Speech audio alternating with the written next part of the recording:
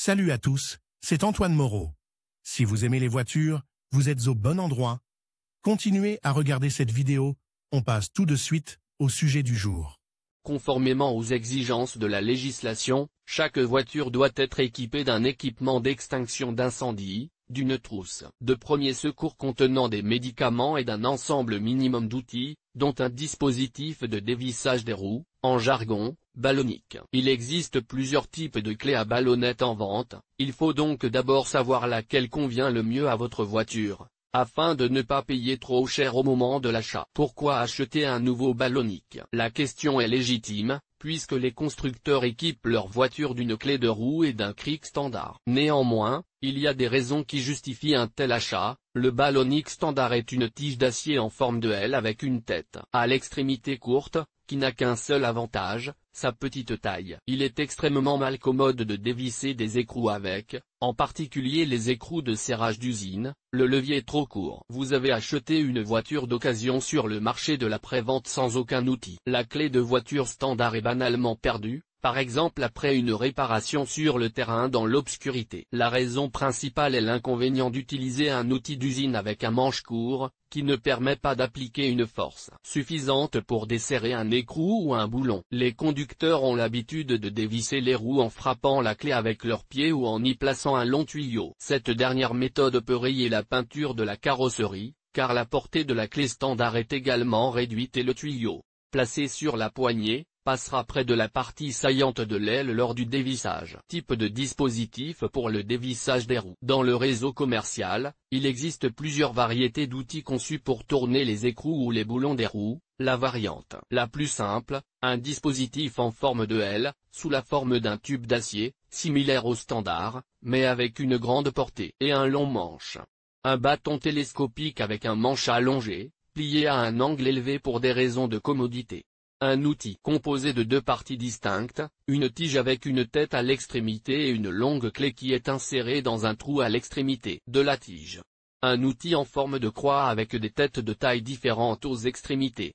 Une clé spéciale dotée d'un amplificateur de couple. La première variante est la moins chère et convient à toutes les voitures particulières, mais en raison de sa grande taille, elle prend beaucoup de place dans le coffre. La clé télescopique est beaucoup plus esthétique et plus pratique à utiliser. La poignée, pliée à un angle supérieur à 90 degrés, se trouve, lorsqu'elle tourne, à une distance sûre des parties du corps. Un jeu de ce type de ballonnique comprend généralement 4 têtes interchangeables de 17, 19, 21 et 23 mm. L'outil est assez compact et fiable, mais il coûte plus cher. D'autres variantes de clés sont adaptées au démontage professionnel des roues, par exemple dans un magasin de pneus ou pour desserrer les écrous des camions et des camionnettes. Le modèle le plus simple et le moins cher est une tige à tête fixe remplaçable, tournée par un long collier en forme de pied de biche. Par exemple, de tels dispositifs équipent les camions gazelle en sortie d'usine. La clé universelle en forme de croix est pratique pour les ouvriers de l'entretien automobile, car elle est équipée de 3 côtés de tête fixée,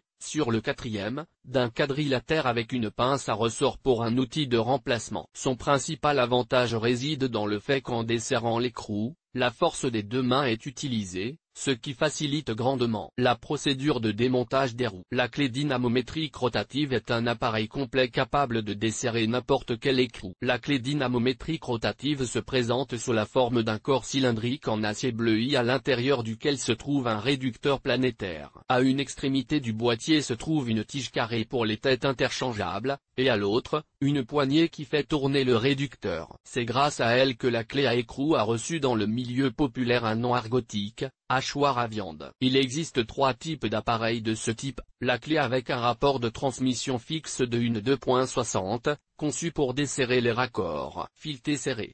Une clé à 2 vitesses de rotation avec des rapports de 1h56 et 1h58, la même, avec un commutateur de rotation rapide, rapport 1 2.3, de sorte qu'après avoir desserré un écrou, il n'est pas nécessaire d'utiliser un autre outil pour le dévisser complètement. Pour éviter que le corps du mécanisme ne tourne autour de son propre axe, la conception prévoit un levier latéral reposant sur l'élément de la jante ou sur l'écrou voisin. Le fonctionnement de l'appareil présente une caractéristique importante, l'arbre avec la tête tourne dans le sens opposé à la rotation de la poignée. Si vous ne tenez pas compte de ce moment et que vous confondez le sens de rotation, vous pouvez facilement arracher le goujon ou le boulon de la douille, car la clé à choc développe une force allant jusqu'à 3600 Nm.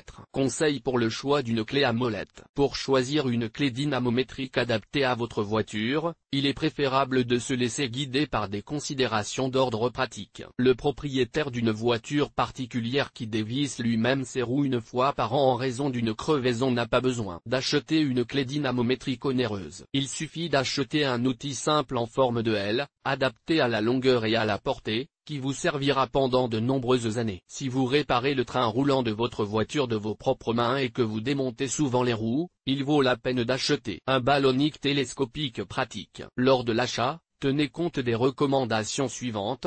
Faites attention à la qualité de fabrication et à l'épaisseur de la paroi des têtes de capuchon. Il arrive souvent qu'elles se fissurent après 2 ou 3 dévissages. Il est donc préférable d'éviter les produits des fabricants chinois. Même si vous devez tourner les écrous une fois par an, c'est à ce moment-là que la clé se cassera. En raison de parois trop épaisses, la tête renforcée peut ne pas s'adapter aux écrous des disques en alliage. N'oubliez pas d'essayer la nouvelle clé sur votre voiture. Elle doit s'adapter parfaitement à l'écrou et la longueur et la portée de la poignée doivent être aussi confortables que possible. Il est recommandé aux propriétaires de véhicules moyens et lourds d'avoir 2 types d'outils dans leur arsenal, un hachoir à viande et un bâton composé traditionnel avec un long collier. Le premier aidera à arracher l'écrou coincé, et le second, à le serrer lors de l'assemblage. Il n'est pas utile de serrer avec le même hachoir à viande, car il est alors difficile de calculer la force. La poignée tourne assez facilement et vous pouvez aisément arracher le goujon. Il est donc préférable de serrer la fixation de la roue à la main.